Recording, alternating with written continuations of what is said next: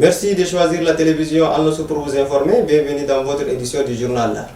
Le président du Conseil militaire de transition, le général Mohamed Idriss Déby Itno, a reçu le 16 septembre 2022 M.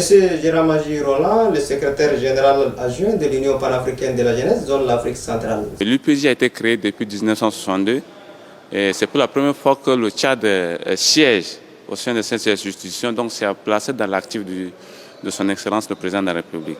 Et c'est comme ça qu'il a bien voulu lui-même, personnellement, nous remettre ce passeport diplomatique qui confirme également qu'il nous envoie en mission de représenter valablement le Tchad au niveau de l'Union panafricaine de la jeunesse. Et c'est l'occasion également de dire merci au peuple tchadien. Quand nous étions élus en novembre 2021, c'est tout le peuple tchadien qui était fier. Et c'est une fierté nationale. Une grande foule qui était venue à l'aéroport nous accueillir. C'est l'occasion de réitérer toutes mes reconnaissances au peuple tchadien. Et nous espérons que ça ne sera pas moi la dernière personne, le dernier jeune à occuper un poste, mais j'espère que nous allons faire de telle sorte que moi, d'autres compatriotes jeunes puissent bénéficier également des postes dans les différentes institutions, tant au niveau national qu'international. C'est l'occasion également de faire un appel, un vibrant appel à tout le peuple tchadien. Nous sommes en train de traverser un moment crucial qui est le processus de réconciliation, le processus de paix dans notre pays. J'invite vraiment solennellement tous les Tchadiens de pouvoir saisir cette opportunité que donne son Excellence le Président de la République afin que nous puissions redessiner l'image, le schéma du Tchad que nous voulons, parce qu'aujourd'hui, et surtout à la jeunesse tchadienne, parce qu'aujourd'hui, tout ce qui est en train d'être fait, aujourd'hui au palais du 15 janvier, ce n'est pas l'avenir de ceux qui sont à la mallette, c'est notre avenir. Et que nous devons saisir cette opportunité de nous imposer diplomatiquement, faire des plaidoyers, afin qu'aujourd'hui nous puissions contribuer à la refondation effective de notre pays, de notre nation, afin que demain nous ne regrettions pas de ne pas avoir rien contribué à soutenir ces autorités pour que notre pays soit véritablement reconstruit. Durant 2 jours de débat sur la thématique 1, les participants ont adopté ce 16 septembre 2022 les résolutions à titre de réconciliation nationale, forces de défense et de sécurité. Quelques participants interrogés au sortir de la plénière livrent leurs impressions. Ils sont au micro de Zénaba Clémence. Code de la famille, moi en tant que musulman, je crois que ce n'est pas seulement les musulmans, même les chrétiens ont la Bible et que la Bible a bien défini la code de la famille. C'est déjà bien avant. Et le Saint-Coran aussi a défini ce qu'on appelle la code de la famille. Dans tout ce qui, en s'agissant le code de la famille, il faut qu'on laisse tout ça à part. On laisse ça pour la religion. La religion a déjà défini cela et on n'a pas intérêt de toucher à ce code. Par rapport à ça, je suis ferme que ce soit les leaders religieux, s'il s'agit d'une commission quelconque, les leaders religieux doivent eux-mêmes s'entretenir et puis nous dire ce que le Coran a dit, nous dire ce que la Bible a proposé depuis longtemps. Moi, je crois à mon âme, a dit que beaucoup de personnes n'ont pas bien compris le sens de ce que la code de famille. Donc, quel que ce parti, ça risque d'utiliser les gens. Dès qu'on parle de code de famille, les gens font comment allusion à ce qui se passe en Europe, où on parle de lesbiennes, du mariage entre femmes, entre hommes. Ça pique un peu les esprits et la plupart des choses sont vraiment contraires à notre société. Donc, moi je pense que dans ce code de famille, là, il faut que les gens de femmes, les religieux, les syndicats puissent se réunir pour qu'ils mettent un comité en œuvre pour qu'on explique bien ce doit laisser les femmes. Parce que dans beaucoup de réunions, les femmes sont élevées. Surtout quand on parle dans le cas de détail, les femmes sont élevées. Donc, dans ce code de famille, il y a des choses qui sont même des choses qui sont faites, mais de manière consensuelle, il faut que l'on trouve le code de famille et ça constate tout le monde. Donc, ça, c'est ce qui a manqué. Je crois que si on laisse comme ça, les gens ont beaucoup d'informations. Chacun va de son côté, chacun a une brique d'informations.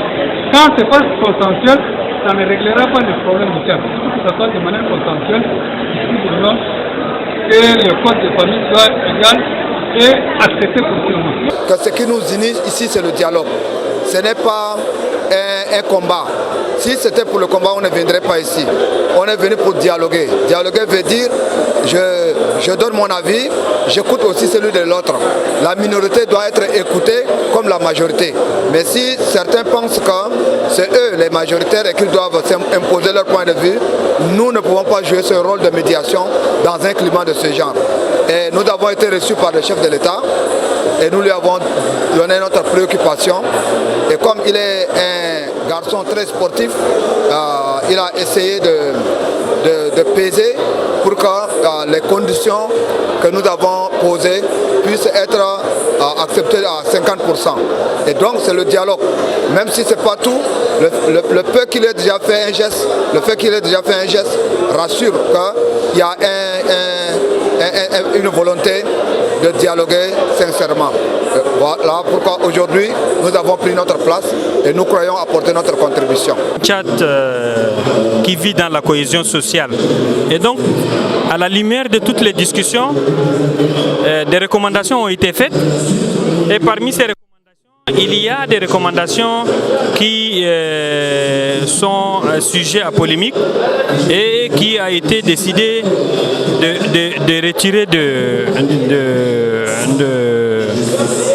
il y a un point qui a été décidé de retirer, c'est le point portant sur le code des familles. Mais dans l'ensemble, toutes les questions de la société ont été prises en compte et les participants ont intervenu les uns pour demander la soustraction de certains sujets, les autres pour améliorer les rapports.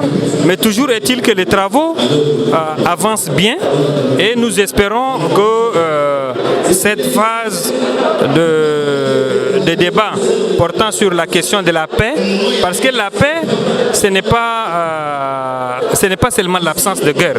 La paix, c'est une justice forte, c'est une équité dans la répartition des richesses publiques, c'est le respect des droits fondamentaux.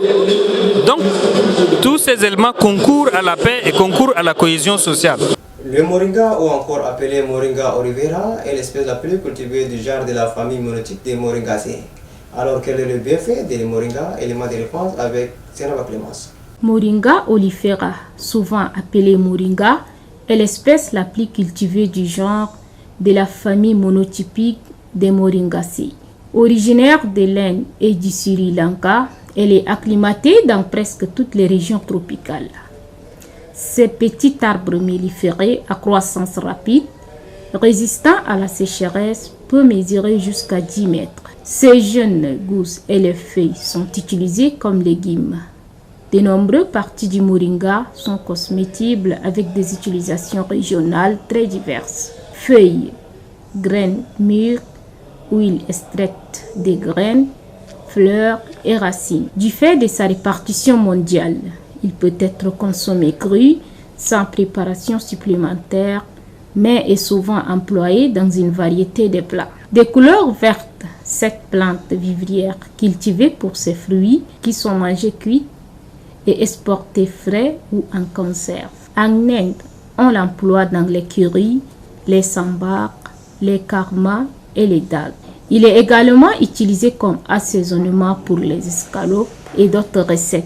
Extrêmement riche en minéraux, en vitamines A, C, E et en protéines de très bonne qualité.